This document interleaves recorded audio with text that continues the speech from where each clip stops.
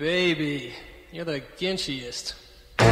That's Ed Burns and Connie Stevens on the Vintage Rock and Pop Shop. Connie Stevens joins us this hour. Connie, this is like a late Christmas gift for me to be able to talk to you. Oh, that's sweet.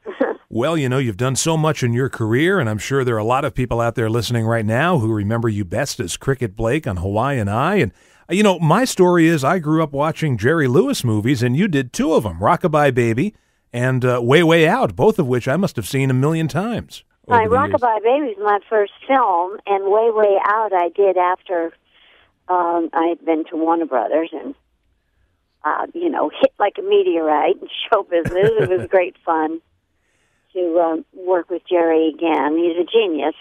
Oh, indeed. He made great, great movies. And right after that, yeah, like a meteorite, you wound up on television on Hawaiian Eye. Absolutely. Yeah, and at the same time that you're on television, you've got a recording career going. You're a pop star, so I'm assuming you got to the studio early in the morning, did your job on Hawaiian Eye, and then left and went to the recording studio at night and recorded songs. I mean, I don't know how you managed to cram all of that. That's true. Yeah. Most of the time I recorded about 2 o'clock in the morning because, oh, my goodness. It was just two different companies, and they were very obstinate. I think they each wanted to see each other fail. It was the weirdest thing. Well, it worked out for both sides. Hawaiian Eye was a hit, and you had hit records. Yes, in spite of them not wanting me to do it. Well, you had some great hits. You know, we had a listener, Greg, called up a couple of weeks ago, and he said, when I hear Connie Stevens sing 16 Reasons, I just melt. Oh. So, I said, Do you believe that we actually felt like that? Yeah. Well, apparently Elvis did. He was a big fan of your voice, right? Yeah, he liked my sound and had me sing all the time. We sang together. He was adorable. We were both babies together. We started out, and he was a delicious young man. His favorite singer, actually, was somebody from the Ink Spots. Oh, okay. Ink Spots, yeah. I think it was Ink Spots. Oh, that's pretty good company to be. And you know what I'd like to do? With your permission, I'd like to play one of my favorite songs of yours, and then we can play one of your favorite songs. How's that? Okay. Mm-hmm. Well, the one I've chosen here is, I just love this song so much, Girl Never Knows. It was a B-side. Oh, my gosh. Who wrote that? P.F. Sloan and Steve Barry, who are great, great songwriters. All right, here it is, 1964. Connie Stevens, our guest. Oh, a girl never knows what love is, knows what love is until she uses it. A girl never knows what love is until she uses it.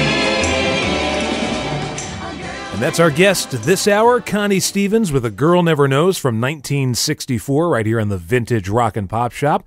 Connie, one of my all-time favorite songs of yours. Oh, thank you. Those were the 8-track days where you had to really sing the song. Yeah. Not like nowadays where you can be completely tone deaf and, with some studio trickery, they can turn you into the world's greatest singer. Now, the song you chose, one of your own favorite songs, is a Hank Williams song. Tell us about that. Well, I remember saying, who is Hank Williams? Because I was a little girl from Brooklyn and had never heard him. And he said, well, he's country music. And I said to my dad, who was a great jazz player, what's country music? He said, well, it's from a different part of the world. And I said, where? What world? Where's this? But I certainly grew to love him, and I love A Teardrop on a Rose. I thought that was really pretty.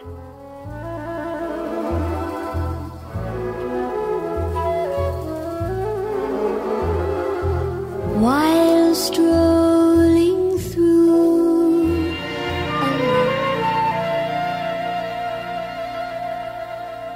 Yes, a very pretty song. Connie Stevens, our guest today on the Vintage Rock and Pop Shop, showing her diversity there, covering Hank Williams. A little bit of trivia. I was in China last year, and this younger guy came over to me, and he, with a Chinese accent, which I cannot do, said, "Are you a movie star?" And I said, "Well, I'm on a vacation movie star."